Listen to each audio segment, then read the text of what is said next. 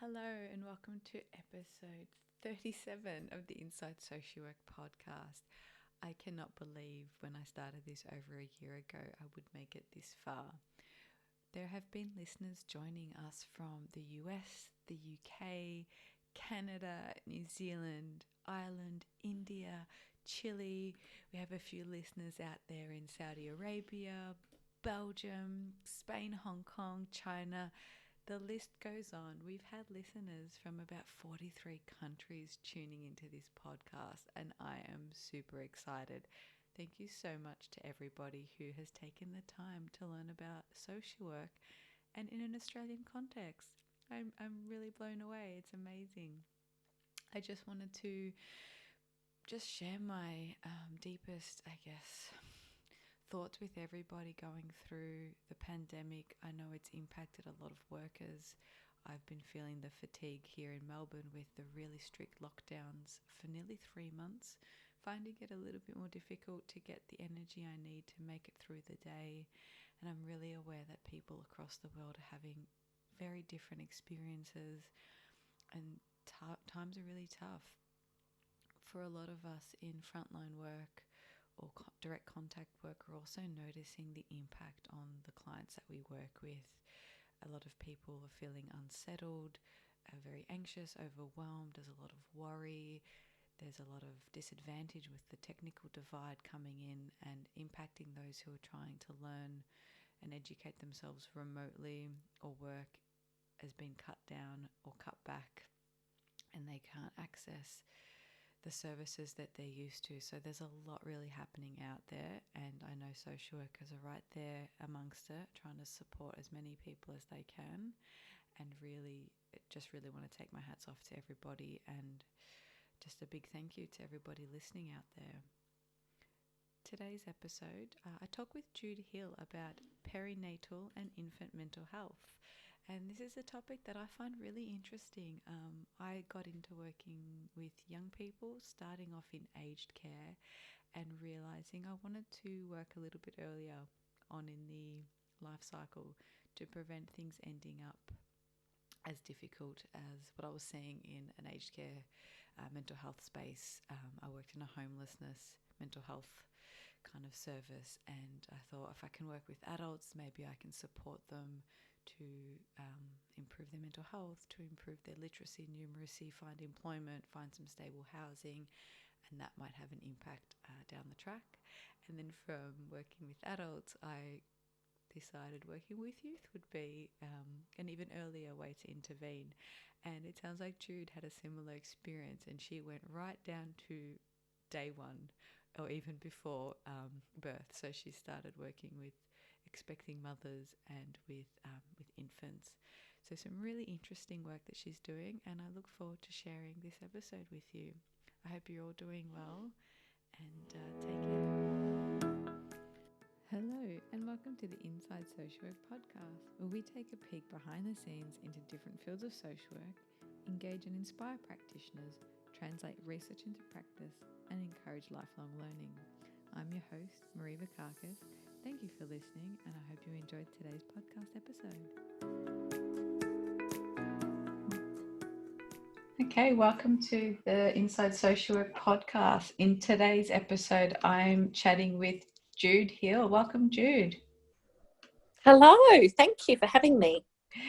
Do you want to share with the listeners a little bit about yourself? I think what sums me up is the fact that I've got a different headphone stuck into one ear, and I wondered why I wasn't hearing, because I've got two sets of headphones. That sort of sums me up, really. Marie? It's almost like an Alanis Morissette song of too many spoons when you need a knife, or... Oh, look at that. Both ears work. Excellent. So a bit about me. So I try not to take myself too seriously, I think is probably the main thing about me. And I've been working as a therapist person for a long time. So social work journey-wise, I started out like nobody from my family had ever been to uni or anything. I didn't know what to do.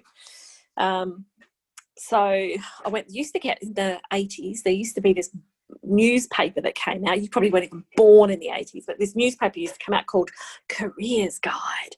And I went through that, and there was social work and there was psychology, and there was this other thing called social services. I thought, oh, yeah, I'll do that. That sounds amazing.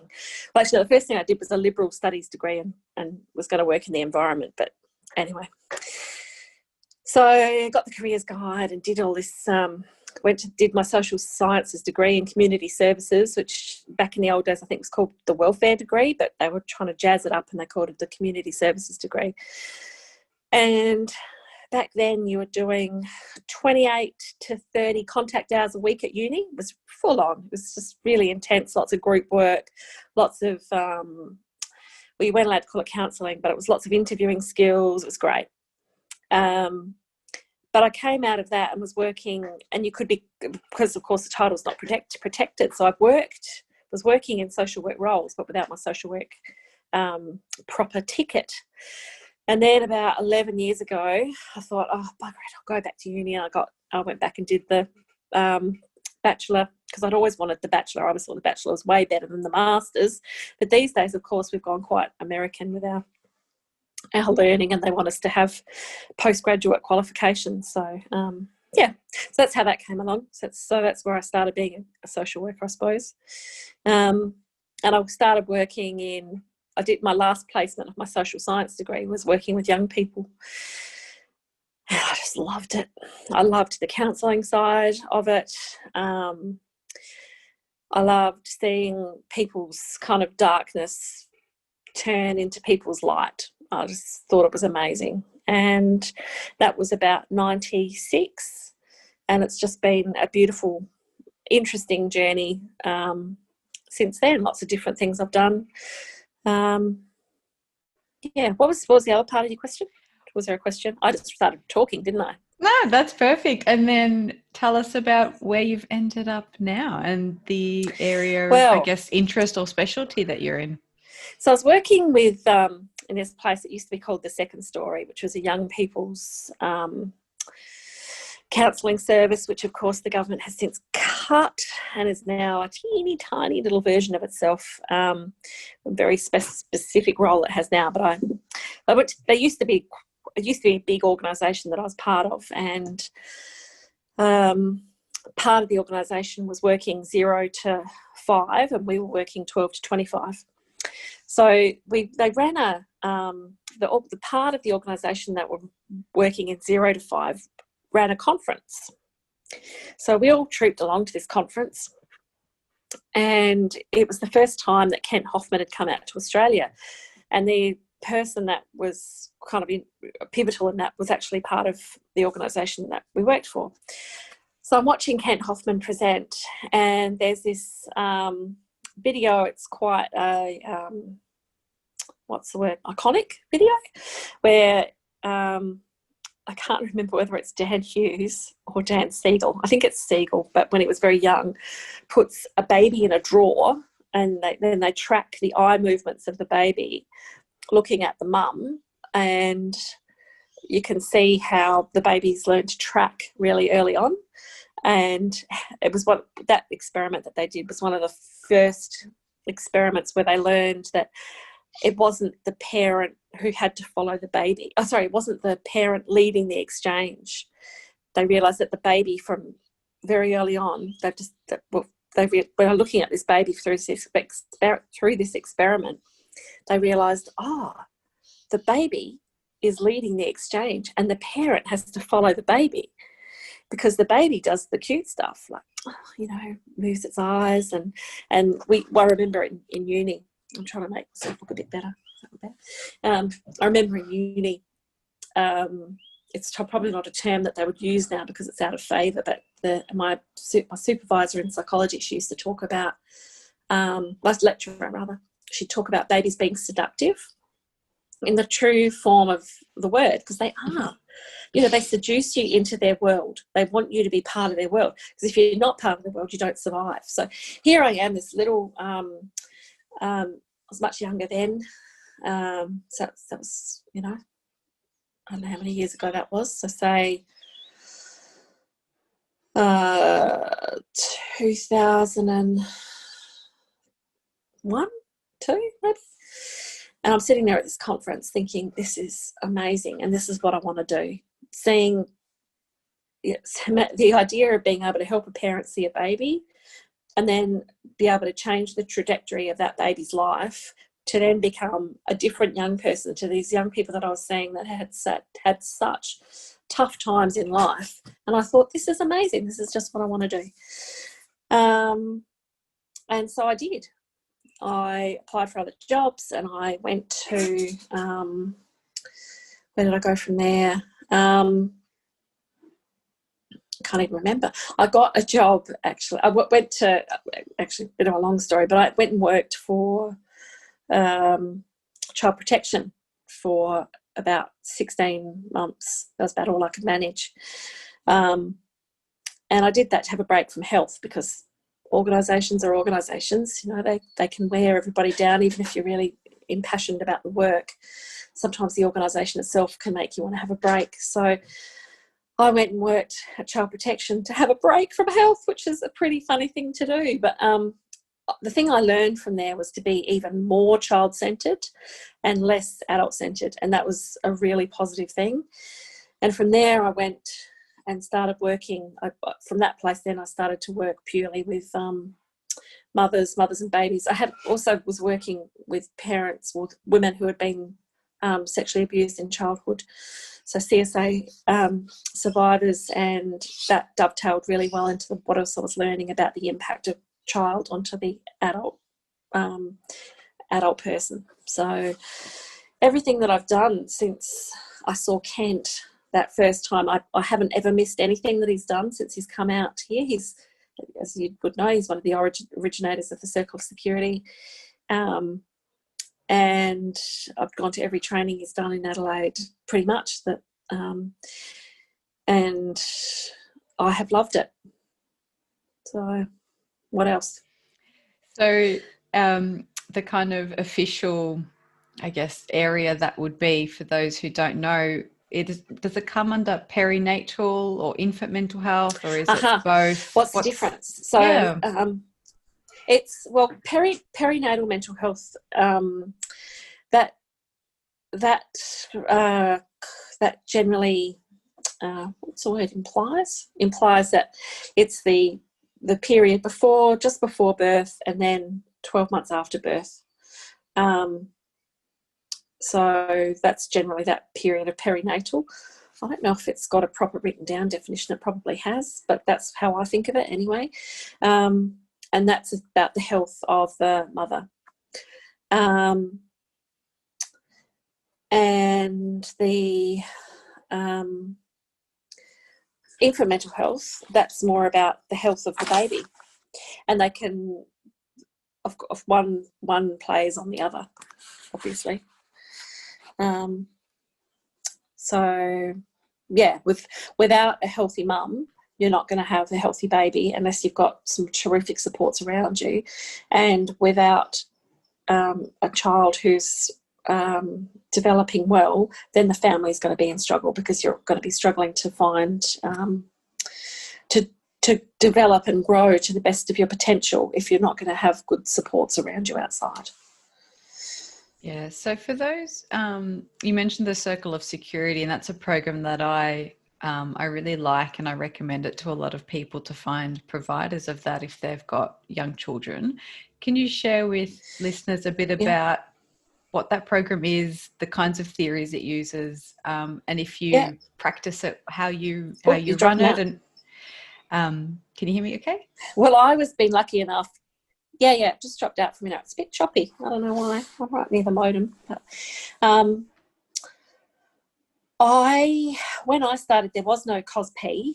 It was all Circle of Security, and that meant the 20-week formal intervention using the parents' own video, slicing that up so that then they could see their own parenting struggle.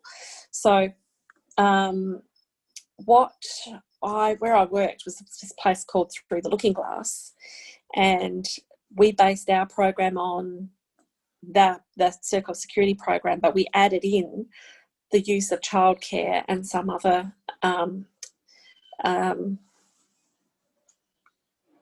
just trying to think how else it was different. It was different because we weren't being supervised specifically to be providing the circle of security model, but we were always in contact with Ken Hoffman in America anyway, and he actually came out. When he was out once, he gave us some supervision around that, and I did the 10-day training. So everybody who was running that program did the 10-day circle of security treatment planning and something else training it was called. So it's a program very much steeped in attachment theory, but also in object relations theory. So it has a psychoanalytic base as well as an attachment base. So really the infant is at the centre, and then you have you're always looking at the dyadic dance between the caregiver and the baby, but you're also looking at the dance between that infant and other caregivers, so childcare workers or other important caregivers, aunties, uncles, people who are pivotal to that child's growing up are also included in that. So it's predominantly attachment theory, object relations theory. But if we were to look at it through a social work lens, we'd be saying it was a strengths-based, and it is strengths-based because you are looking at opportunities, but you don't shy away from the struggle. You need to be open and honest about the struggle. And I think that's something when we look at strengths-based work, we think, it has to all be positive, but actually if we do that, we're denying the reality of people's lives. They know that they're not doing everything perfect. Why don't we just admit it? So that's the delightful thing about being able to be transparent in the way you work and working in partnerships. And you'd be using the systems model as well, because you're working with the infant, or the toddler, the caregiver, wherever the caregiver is. So that was what we operated with the 20-week, using sort of the idea of the 20-week model. And then came COS-P, and being the ridiculous attachment nerd that I am, as soon as they brought that out, we couldn't get into Perth, but a group of us trooped straight over to Canberra to do it, because we had to be the first to do it, because that's what happens when you get completely obsessed with a model or a way of working or a group of people that you love working with. It just drives you to want to be like, I've got to know more, and you develop this voracious appetite for learning more and more and more. So that's what it's all about for me, early intervention. And I think what I hear a lot is parents who have had, this is I suppose a warning for people. I'm going to be really honest, but what I'm seeing is a lot of parents, a lot of young people, or not young people, but people who have just had children, and they come out and they say, I've realised now I want to work in that perinatal space, like early intervention. I want to work with babies. And my warning is, be prepared for having all of your own demons and your own demons around the way that you as a parent and the way that you were parented to be in your face all day, every day. And if you're doing it well, then you are facing those demons. You have your own therapist. You are conscious of the transference, the counter-transference. You are aware of what you are bringing into that room because you are part of that system. And I think what happens is it becomes a bit idyllic for people. Oh, I really want to work with babies. Well, you know what? I don't even like babies. Like, people are like, oh, babies, the bears.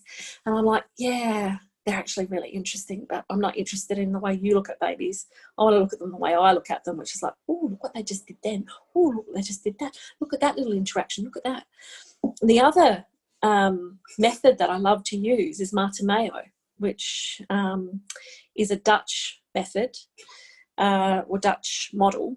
And she'd hate to call it model. The woman who has invented it and runs it through the world is Maria Arts. And she uses terminology like looking for the child's initiative. So when you're looking at babies, people just think, I hear things like this. I hear things like, oh, their personality hasn't come in yet. I think, oh, really? That child is born with just this the Maria Arts calls it a golden gift. You are given a golden gift with this baby, and you hear people say, "Oh, I don't understand what it's saying." Well, just watch it. Yes, I do say it. Whoops. Watch your baby. You are going to see a story there. You've just got to be able to watch it. And the thing is, when you're a parent and you're watching your baby, you've also got all these other things like, am I doing this right? Am I doing this wrong? Is she heavy enough? Oh no, the CAFS nurse told me that her head's too big for her body. Oh no, that means something, all the things that happen. So I really think people who are really ready to go gung-ho straight into the field should settle a bit and do a lot of self-care around that, because you could go straight in and think this is going to be great and get a job as a therapist, and I've seen it happen before, and people really, really struggle because it's hard to be doing stuff all day and looking at the challenges of parenting and the challenges that parents bring to you as a worker, and you're having to face your own challenges at home. Your baby might not be sleeping, your baby might have different conditions that might mean allergies or whatever, and then you're always, I watch it, I see women having to manage their own internal dialogue while they're also with the parent. We do that anyway, but I think it's really important to be getting good supervision. I would say weekly, fortnightly, touch base as often as you can, no less than fortnightly, I think, to maintain a really robust way of being with parents. You need at least fortnightly supervision. And having a good colleague or colleague group that you can talk with and get support from, and say, oh, my kid couldn't sleep last night, and here I am going and talking to this mother about sleep. What a charlatan. But it's important to be able to acknowledge your own struggles, because we're all just charlatans in this together, just making stuff up. That's what it can feel like.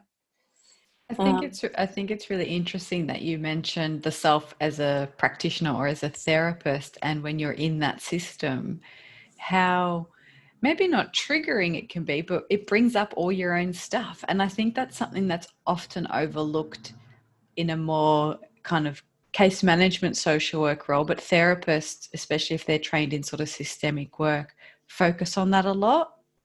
Have you noticed a bit of difference as you fluctuate through those roles? Even I've been lucky enough to mainly work in therapeutic roles, so I kind of steered myself in that direction. These days there are less therapeutic roles for social workers in South Australia anyway. They're I think as a result of a few things, and I don't know what's happening with the unis, but there's less jobs now available in therapeutic roles, so when they come up, a lot of people go for them. But I do see a difference. I see a difference that I think we should always be noticing that ourselves in the room and what we bring to the space, and our relationship with the child and our relationship with the parent or caregiver. I think all of that needs to be put on the table and discussed, and the impact of what's happening. So the caregiver's not even in a case management role. I think we miss out too many opportunities to be able to discuss the impact of the dyad functioning and the work on us. We are impacted by that, and we in turn impact on that, on the dyad. I once had this great student, and she was a freaking legend, and she was amazing. And I think her name was Sarah. Sarah, if you're listening, you were awesome. And I sat in on her, I didn't sit in, I had to, facilitate all the placements stuff. And she said, they said to her, the supervisor, who you know what some supervisors can be like. I'm rolling my eyes at the supervisor. He said, oh, so what are you doing exactly? What is this work that you're doing? Because I think he was trying to poo-poo my work. And she said, well, I see my role as working with the relationship rather than directly with the parent or with the child. I work with that space in between. And I thought, oh, and we do say it, but it's not always that explicit. And I think it was lovely to see that from her. She came in and she could see that's what we were doing. And that was a delight. There's so much room for learning. And if you do enter into this space, this is a dynamic, in the true sense of the word. It is changing all the time. The knowledge around brain development is making this field so dynamic. It is changing. Something that you might be encouraging a family to do today might be different tomorrow, because you'll have realised that the impact on the infant, we need to do something different. So, for example, the changes we get in sleep. There's always new rules about sleep. You know, however long ago we were doing controlled crying, now controlled crying is completely off the agenda. You don't do that, you know, and there's this idea that you have to, you know, settle your baby in a particular way. I'm big into nature. I think let's try and read your baby as much as we can. And if you can't read your baby, then get help to read your baby, and just be kind to yourself. Like, sleep is hard for everyone. I said to my partner the other night, I've been looking after some rescue dogs, and I said to my partner the other night, like, I'm really tired because I've been sleeping on the couch for 3 nights. But imagine what it must be like to be, you know, somebody with a baby who doesn't sleep. How do you hold yourself together and your child together and continue to function in whatever society? Like, are you still working? You know, like all the other things that people expect from parents. Like, it's hardcore. And that's where more recently I've been using different models. I've been using mindfulness and compassion based what's it called? Compassion focused therapy, but also mindful based self-compassion. So just about all of, look, my computer is leaning on the Compassionate Mind workbook. I mean, I feel like that's where we're heading. And that's what I say about it being a dynamic space. You've got to be prepared to learn a whole new way of working with people, because we're learning how important compassion is. And we're learning about shame, the impact of shame on children. So we need to be learning, okay, now I know that. What do I need to do differently when I'm supporting this family? And that's regardless of whether you're working in a therapeutic role or a case management role or in a policy role. You need to be keeping up to date with what children need to meet their best potential. You've given so many ideas about people's, you know, what you do for self-learning and development and reflection, supervision. What have been some of the challenges either you've personally faced or that you find come up for you in that line of work? When your parents die, that knocks you for 6. If it's the personal stuff, also it's the organisational stuff, but I'll just put that out there because I think everybody understands that there are organisational things that can make you be quite unhappy. But in terms of the personal stuff, like dealing with the loss of a parent when you're working through, like, you know, stuff like, oh, you know, maybe my mum could have done this better and this better and this better. Oh, now she's dead. And you don't get the opportunity to be able to, like, you know, be as mad as your mother for your upbringing as you need to be, maybe, because, oh, too late, she's gone. And whether or not you have children as well. So one of my challenges is that I don't have children. And, you know, when I get asked, do you have children? Like, you know, do you have children? And I don't mean from the client group, I mean from other colleagues. And I feel like saying, well, 25 years ago when I started out on this journey, I assumed that at the end of it I'd have a few kids. That hasn't been the path that I've walked on. So what am I meant to just stop it and go, oh, I didn't achieve Darwinian success. Sorry, I'm not passing along my genes. So therefore I must not work in this field. No, why should I give up a field that I love? And the fact that, we didn't make babies, but that can sting. And I have a theory. When people introduce themselves in this line of work, in mother-infant work, I say, especially to students, if I've got students, or to young like early practitioners, I'll say to them, I judge, because I'm judgy at times, I judge a person's skill level on how quickly and how often they reference their own family. So if you've got somebody who stands up and says, oh, g'day, my name's Kevin and I've got 6 kids, I immediately dial down my respect, because I think, I don't want to know about your personal life, mate. Tell me what theories are informing you. Tell me why you're interested in working with families. Tell me what you want to change. Give me some stuff that's important to me, but I don't want to know about your family. And I think people can hide behind the fact that they've had children and say, oh, well, therefore I've got experience in that. It's not the same. And it can cause problems. As a worker who doesn't have children, and as workers who do have children. I worked with this beautiful woman, and before she'd go out and see a family, she would scribble in her personal little notebook all the things that she was going to sort out in her own child relationships. Now, so that's not my struggle, but that's some of the struggles I've seen. And of course, hang on, just let me finish this rant. The other thing is not being a psychologist. So learning to speak well, learning to use appropriate theoretical terms, be on your game, and you'll get respect. But if you're not on your game, then you won't.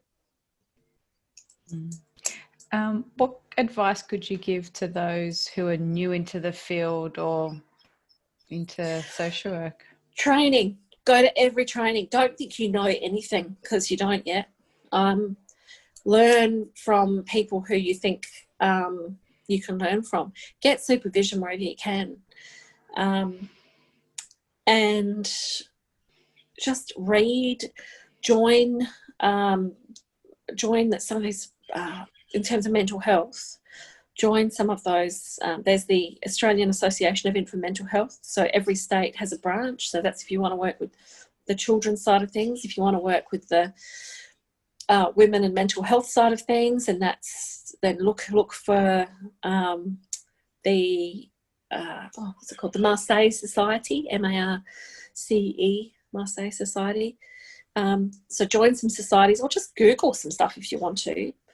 But if you're going to work in a dynamic field and you want to become a well-respected practitioner, then you find a mentor and you just keep studying and reading and learning. And you'll soon find whether it's not quite the right field for you. Maybe this isn't quite right because, maybe it's too much triggering for you, and you might need to put it, and I don't use that triggering word lightly because I don't like it in the way it gets used on Facebook and whatever, but I think it can elicit responses in us that can make us feel not great about ourselves or our parenting, like I said. So don't be afraid to put it aside and think, okay, maybe I'll come back to this in a few years when my kids are older. There's no shame in that. But and train, do lots of training. And again, don't listen to we only give you 5 days paid training days. Too bad. Use your leave. Use your annual leave if you need to. Take unpaid days. Buy your own books. Pay for your own training. And that's how you end up getting kind of further in your field and being a respected, person in your field. So what I'm hearing there, which is something I'm also passionate about, is your degree is just the bare minimum you need to step into that role. It then is up to you to find peer supervision groups, to network, to upskill, to attend training, webinars, podcasts, books. That's just the beginning, is the degree. Yeah, it is. And look at postgrad work. There's some great postgrad courses around. But at the moment, the joy of COVID for us, especially over here in South Australia, because we've got, no cases and plenty of webinars. So I can't believe how many webinars. There is no excuse not to get your PD done at the moment. I saw something the other day. Well, no, it must have been before June, when people were saying, oh, shouldn't we get our PD reduced down? And I was like, why? Every night you should be reading something, but then maybe not every night, but once a week you should have read a chapter of a book or an article of some description. I think there's a lot there's so much to learn, even if you're just reading some stuff off Facebook. There are great pages on Facebook that you could be following, groups you could join, and all of that can contribute to your PD. So look at Australian Association of Infant Mental Health, and look at the World Association. Look at getting mentors. Great, thanks so much, Jude. Oh, my pleasure. I should also mention mentalisation. So that is another field that is, and working with women with borderline. So just as another theory, embrace mentalisation. It makes you a better therapist. Well, I'll grab some links and some resources off you, and we can add them in the show notes. So maybe your top few books or a few websites, and people can tap into those. Beautiful. I'll email you. Awesome. Thank you. My pleasure. Thank you for listening to today's podcast. Be sure to check out the show notes for today's episode's resources, and don't forget to click subscribe and review us wherever it is you get your podcast.